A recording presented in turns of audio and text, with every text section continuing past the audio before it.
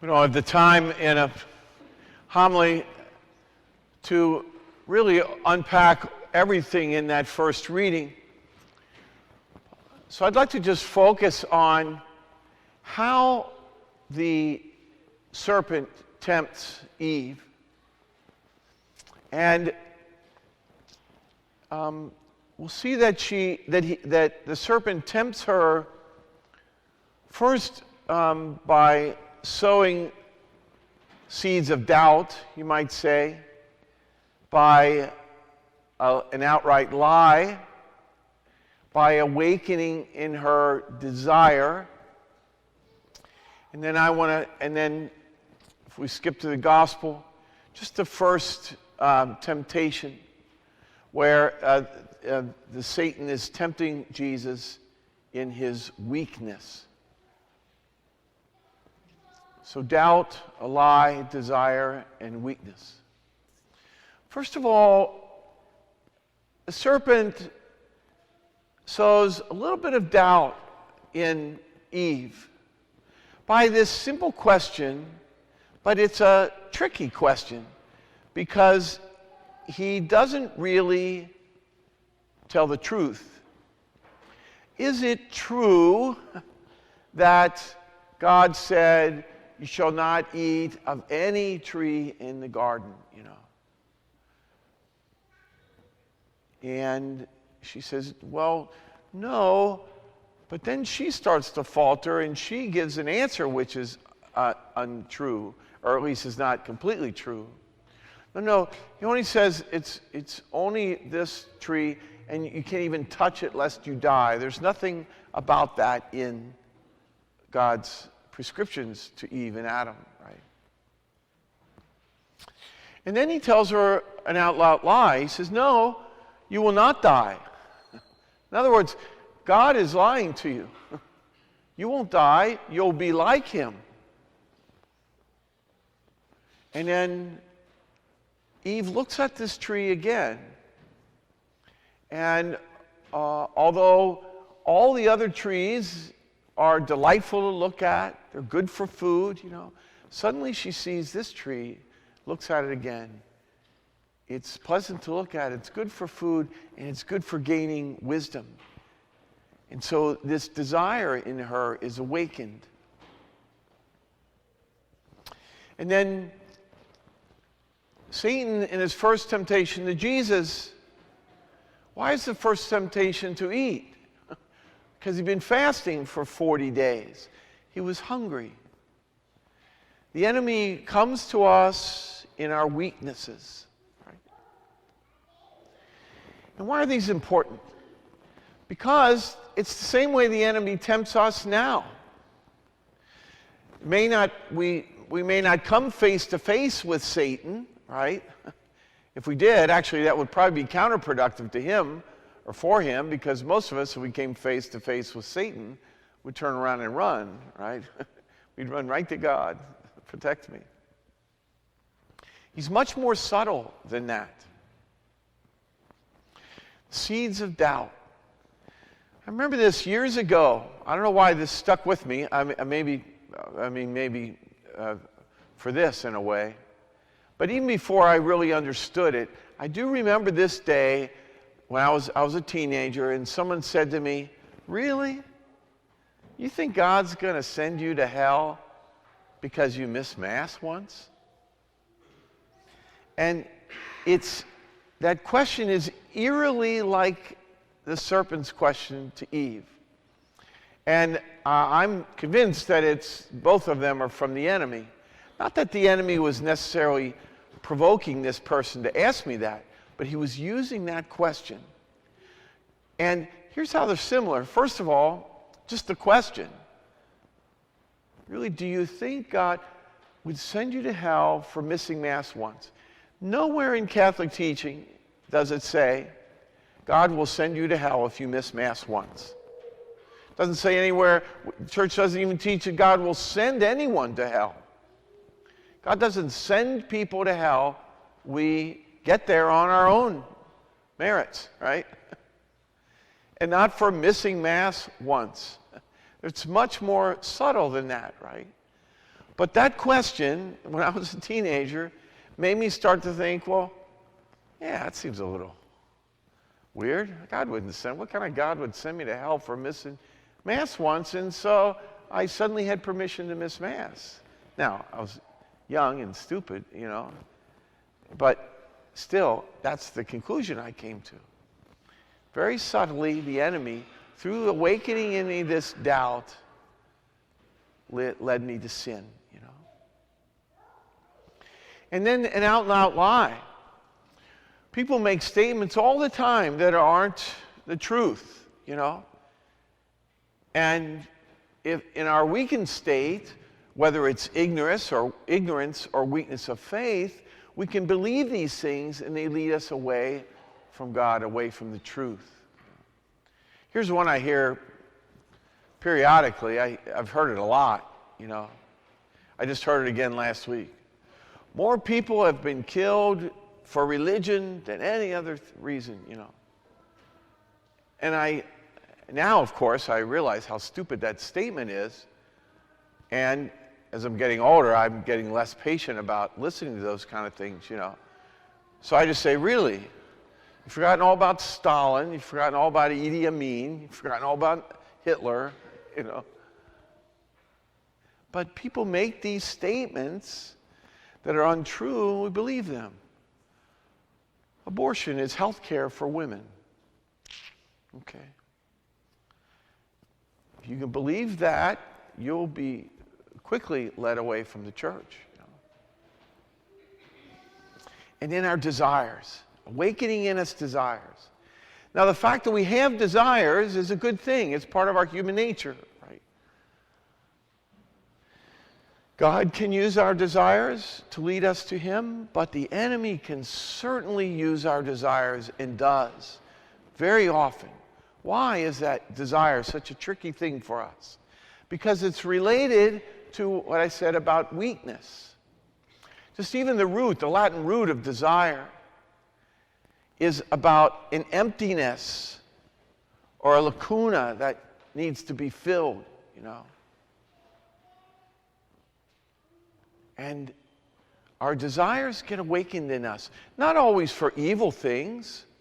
Often our desires are awakened, our desires for just idle things or wasteful things.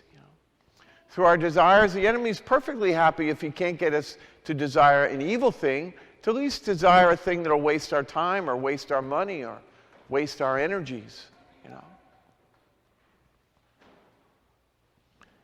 As I've grown older, I've come to what I think is a healthy mistrust of my desires.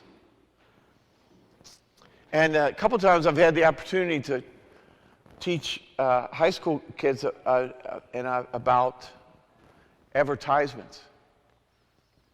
And I've noticed at some point, I don't know, you notice that if you deconstruct advertisements, they start to lose their power. If you suddenly just say to yourself, really, Stef? You think if you bought that car, that woman would be interested in you?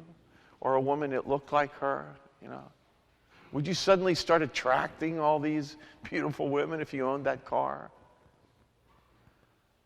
Would you be a real man if you smoked a Marlboro, Or if you bought this, I love these advertisements for, I don't love them, but you know what I mean, but for, I don't know, whatever, SUV, And you always see them, they're always driving in the mountains in snow, or across the desert. There's 3 or 4 of them, and the sand is flying as you put, Really? I buy this car, and I'll be free. I'll be driving in the mountains with this car, and I'll have all these buddies who are outdoors people like me, and we're all going to, Really? Start to break this stuff down a little bit. I find this statement, when I first heard it, I didn't, but now I find it to be nefarious. I think the statement is from, now I'm not dinging all advertisement, right? The whole advertisement industry. Some people in the advertisement say, recognize a need and fill it, right? But there's a whole other kind of advertisement that is create a need and fill it.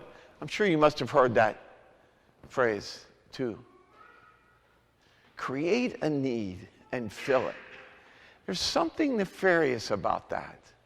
That would prey on our weaknesses, that I want to be more popular or more liked. I want to be richer. I want to be more successful.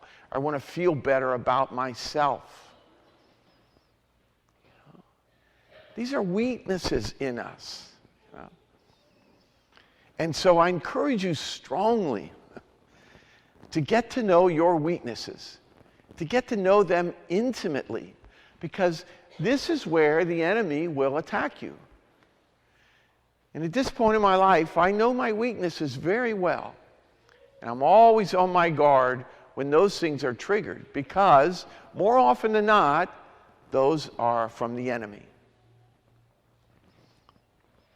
And I'll say this about desires. God awakens in us desires for our good.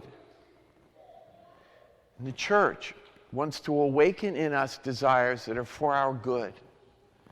Everyone else, well, not everyone else, but most everyone else will awaken desires in you for their good. They want to sell you something, which may not be evil. Again, don't misunderstand me.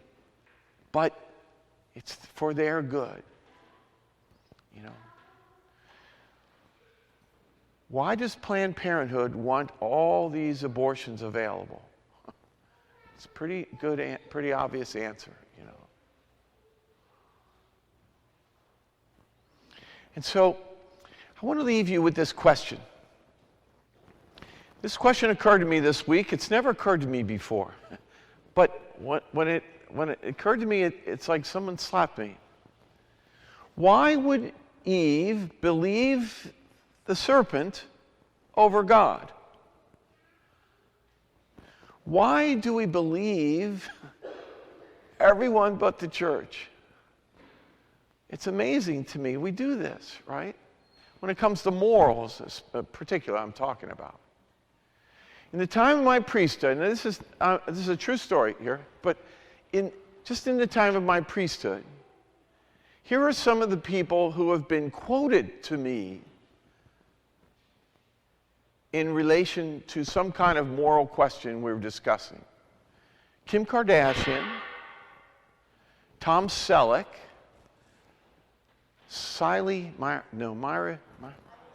Miley Cyrus. Now, I'm not making fun of these people. They might be lovely people. I have no idea. But they are not moral authorities. God promised, Jesus promised, that he would give the Holy Spirit to the church, and the church would never teach in error. Tom Selleck might know a lot about the environment. I don't know. But I know that Jesus did not give Tom Selleck to the church to make sure she never taught in error. I'm pretty sure that Jesus never established Miley Cyrus as the moral conscience of the world. And yet we believe people who are rich or famous or successful or good looking, or I don't know why we believe them, but we do.